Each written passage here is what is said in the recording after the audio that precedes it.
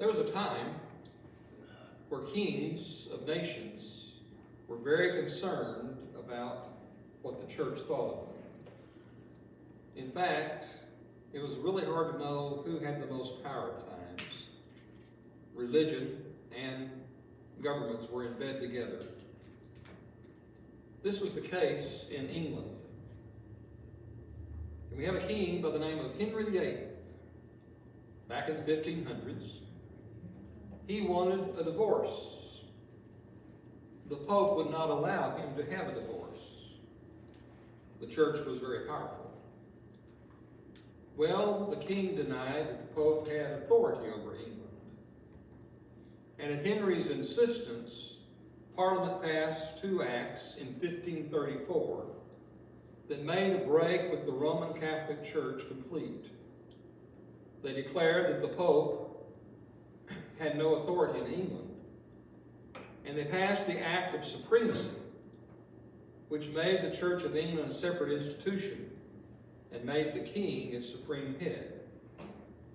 A new church was started because of a king's personal wishes. But this was not the first time that a king started a religion of his own. In 1 Kings chapter 11 and 12, we learn of a king by the name of Jeroboam. Now, Jeroboam was the son of Nebat. He was a young man who showed great ability. Solomon put him in charge of fortifications and public works at Jerusalem. One day, Jeroboam met the prophet Ahijah. The prophet had on a new coat, and he tore it into 12 pieces. And he said to Jeroboam, "Take for yourself 10 pieces." Here was a very visual lesson of what was going to happen in Israel. The kingdom was going to be taken from Solomon's family except for one tribe, the tribe of Judah. Included with Judah would be the tribe of Benjamin. Why was this going to happen? Well, it was the idolatry, chapter 11, verse 33. And a warning was given to Jeroboam. If you will follow God and follow the ways of David, well, things will be okay with you. When Solomon learns what is happening, he tries to kill Jeroboam. Jeroboam escaped to Egypt. Well, Solomon dies. Rehoboam is made king over Israel. It's still together at this point. And Jeroboam becomes the spokesman for the people. They stated their grievances. They asked that the burdens that Solomon had imposed be lightened. As you may recall, Rehoboam took bad advice, and he said, "It's going to be tougher. You think my dad was tough, just wait and see." The request was rejected, and so 10 tribes revolted and made Jeroboam their king. So Ahijah's prophecy came true. Now Jeroboam had been chosen by God to be king. He had the approval of the people. A prophet had told him how to be successful. And so things looked great. But things very quickly went wrong. Jeroboam rejected the opportunities he had by departing from the instructions given. You see, Jeroboam started a religion of his own. We'll be reading from 1 Kings chapter 12, beginning with verse 25. Then Jeroboam fortified Shechem in the hill country of Ephraim and lived there. From there he went out and built up Peniel. Jeroboam thought to himself, "The kingdom will now likely revert to the house of David. If these people go up to offer sacrifices at the temple of the Lord in Jerusalem, they will again give their allegiance to their lord Rehoboam, king of Judah. They will kill me and return to King Rehoboam." After seeking advice, the king made 2 golden calves. He said to the people, "It is too much for you to go up to Jerusalem. Here are your gods, O Israel, who brought you up out of Egypt." One he set up in Bethel and the other in Dan. And this thing became a sin. The people went even as far as Dan to worship the one there. Jeroboam built shrines on high places and appointed priests from all sorts of people, even though they were not Levites. He instituted a festival on the 15th day of the 8th month, like the festival in Judah, and offered sacrifices on the altar. This he did in Bethel, sacrificing to the calves he had made. And at Bethel he also installed priests at the high places he had made. On the 15th day of the 8th month, a month of his own choosing, he offered sacrifices on the altar he had built at Bethel. So he instituted the festival for the Israelites and went up to the altar to make offerings. Jeroboam created a new religion. Let's look at this new religion that he started. Let's see the mistakes he made, and hopefully we can avoid them. We first see that Jeroboam, in his religion, new religion, had a new purpose, verses 25 to 27. Now, the purpose of religion is to bring men and women closer to God. Religion is to glorify God. We do that as we worship Him.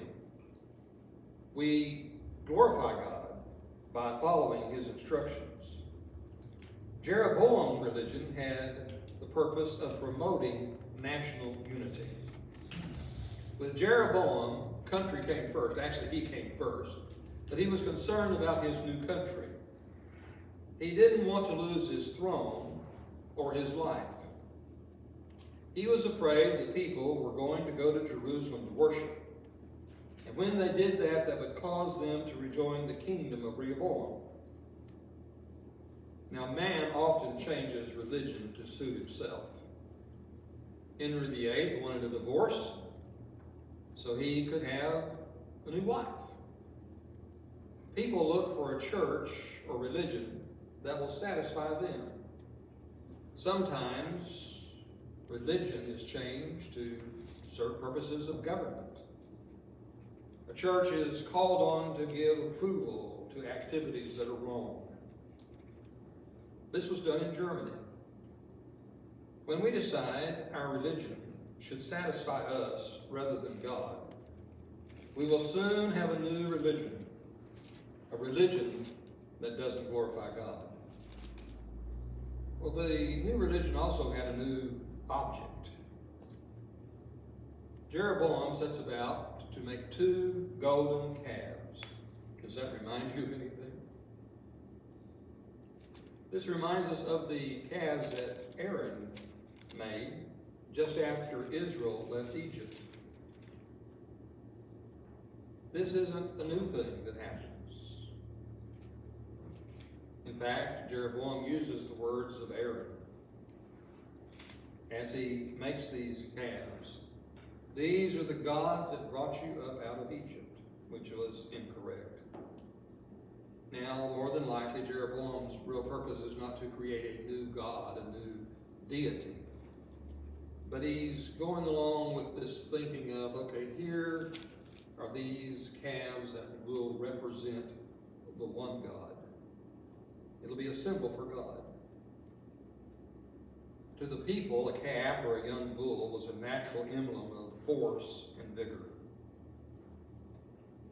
They were not, at this point, so much breaking the first command, but they were certainly breaking the second of the 10 Commandments. They were making graven images. And it does seem if you break the second command, you're going to end up breaking the first. When you start worshiping an image of God, you end up with something besides the one true God. Now here we have the symbol, the golden calves. We have to remember that no symbol can show what God is really like. This symbol was designed, I guess, to show God's power. But it didn't convey the attributes of God, such as righteousness, holiness, and love. The people would easily forget God and worship the symbol. They would break the first and second commandments of the 10 Commandments. They would have another God, and they would make, or had made, graven images. Well, Jeroboam was willing to break one of the 10 Commandments, to serve his own purpose. He changed the object of worship from God to an idol. When we forget the purpose of religion, we will break the commands of God. We must make sure that we are worshiping God and not just a symbol of him. Also, Jeroboam established a religion that had a new place, verses 28 and 29.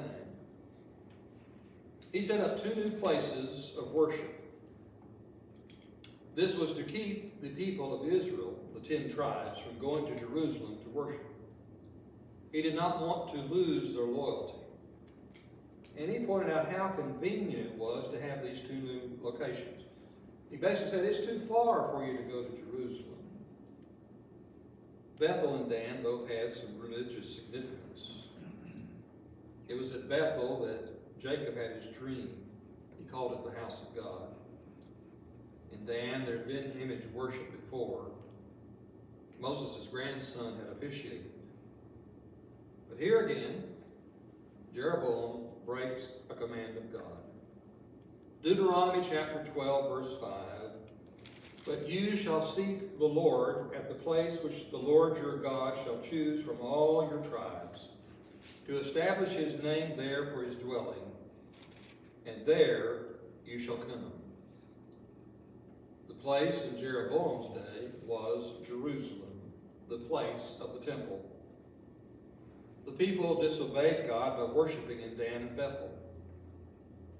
Those who followed God continued to worship in Jerusalem. We see that in 2 Chronicles chapter 11, verse 16. Well, today we're not given a geographic location where our worship must take place. Jesus discussed the place of worship with the Samaritan woman, John chapter 4. He said, a day is coming where neither in this mountain nor in Jerusalem will people worship God. The place won't be important. What Jesus says on that occasion is what is important, is that people worship in spirit and truth. No, we don't have to worship in a certain building. Church buildings are not holy places. I have worshiped in places that were not church buildings, rental places. We met in Virginia in the Oddfellows Hall. Now, I always thought that was a strange name for an organization. You're just admitting right up front you're odd. But anyway, it was a good place. It provided a place for us to worship. We eventually bought and made our own building to worship in. No, buildings are not holy. A location is not important. There was fighting once again today in Jerusalem between different people. 3 major religions in the world all claim Jerusalem. It doesn't matter to me what goes on in Jerusalem. Yes, that's where the church began. But what is important is that Jesus built that church. It doesn't matter about a geographic location. Now, there is a place we do need to be for worship. We need to be where other Christians are. On the church building, or I think it was on the bulletin maybe, for the church in Collinsville, Virginia, it had the slogan, where Christ and Christians meet. Well, that's where you want to gather for worship. You want to find where people are worshiping, where Christians are worshiping. And I don't really think it's meddling with this particular group this evening. You know, some people want to go out to the lake on Sunday morning and worship, and they use a fishing pole. Some have been known to go to the woods with a rifle. And then there's some who just worship at Fifth and Bedside. They just don't have the heart to get up. No, we need to have the right place of worship. That is, we need to be with God's people and worship. Also, Jeroboam's religion had a new format. He even changed the way of worship. Several changes were made in the way God was worshipped. A biggie was you had these calves these golden calves that were the object of worship. And then houses were built on the high places. The temples to the various idols were often on high places. There was a change in the priesthood. Under the law of Moses, only the Levites were to be priests. But Jeroboam said anybody could be a priest.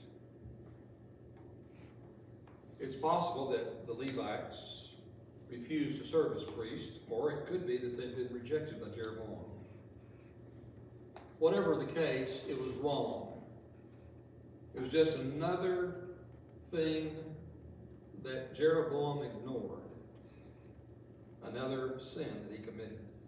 In fact, Jeroboam offered sacrifices himself. When we change things in church, that is, we go against Scripture, when we change the way we worship, organization of the church, different matters of the church, we're going away from God's way, aren't we? And sometimes, when asked, well, why have you made this change?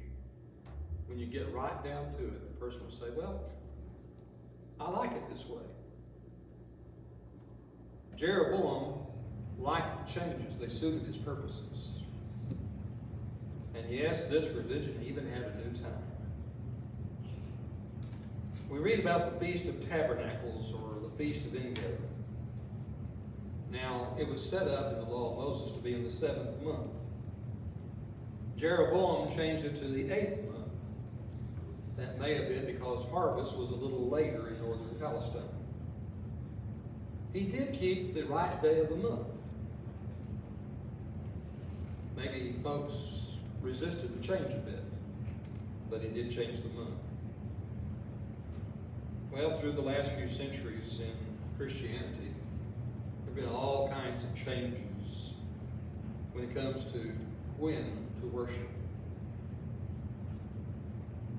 I'm glad that we partake of the Lord's Supper every first day of the week. I believe there is good biblical and good historical support for that. But there are other religious groups who've decided, well, we'll partake of it twice a year or quarterly. Some now have communion on Saturday night or on Thursday.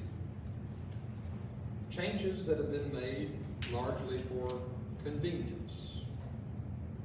It's interesting that churches still meet every week. And there's psalms and prayer and sermons. And there's certainly always a contribution. But there's not the Lord's Supper every week. What really we find in the New Testament was the very focus of the Christians coming together. Remembering the death of Jesus and proclaiming his death until he comes. And then there are those who change the time of worship by choosing not to worship. Some put a very low priority on assembling for worship. And then the religion had a new authority, verse 33. As we read the end of our text, he instituted the festival for the Israelites. That's not the verse I'm looking for.